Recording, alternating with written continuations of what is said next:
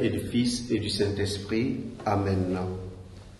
De l'Évangile de Jésus-Christ selon saint Matthieu, au chapitre 6, versets 1 à 6, 16 à 18. En ce temps-là, Jésus disait à ses disciples, « Ce que vous faites pour devenir des justes, évitez de l'accomplir devant les hommes pour vous faire remarquer. Sinon, il n'y a pas de récompense pour vous auprès de votre Père qui est aux cieux. Ainsi, quand tu fais l'aumône, ne fais pas sonner la trompette devant toi comme les hypocrites qui se donnent un spectacle dans les synagogues et dans les rues, pour obtenir la gloire qui vient des hommes.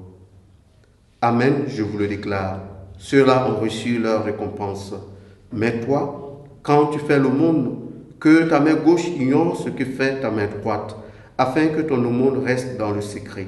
Ton Père, qui voit dans le secret, te le rendra. Et quand vous priez, ne soyez pas comme les hypocrites.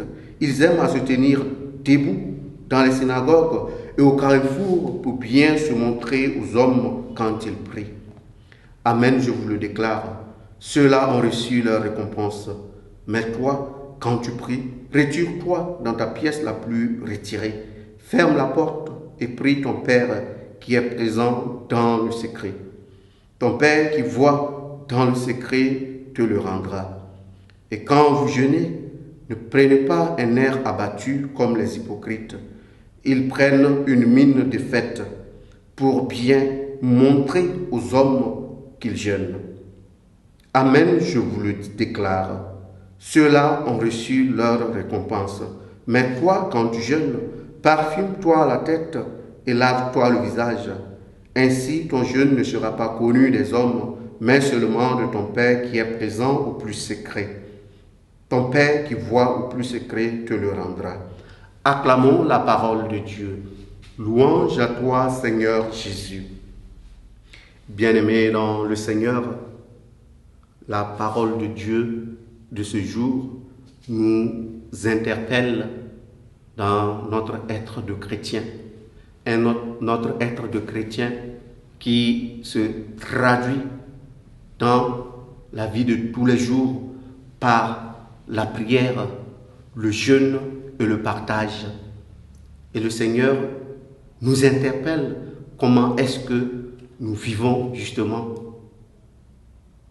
ces actes qui sont censés être la réalité de chacun en tant que chrétien.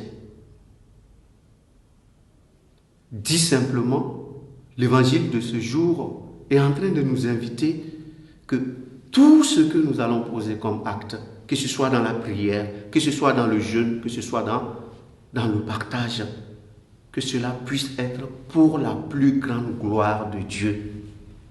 Voilà le message et le contenu de l'évangile de ce jour. Autrement dit, nous avons à purifier nos intentions en tant que chrétiens. Non pas pour nous faire voir des hommes, non pas pour chercher la reconnaissance auprès des hommes, mais tout ce que nous accomplissons, tout ce que nous faisons doit se mettre dans cette perspective de témoignage de notre attachement au Christ, de notre attachement à notre être de chrétien. Au cours de cette journée, nous allons demander au Seigneur qu'il fasse grandir en nous cet attachement en sa personne qui nous rend capables justement de purifier nos intentions, mais nous aide à remplir nos obligations fondamentales de chrétiens que sont la prière, la charité et le jeûne. Loué soit Jésus-Christ.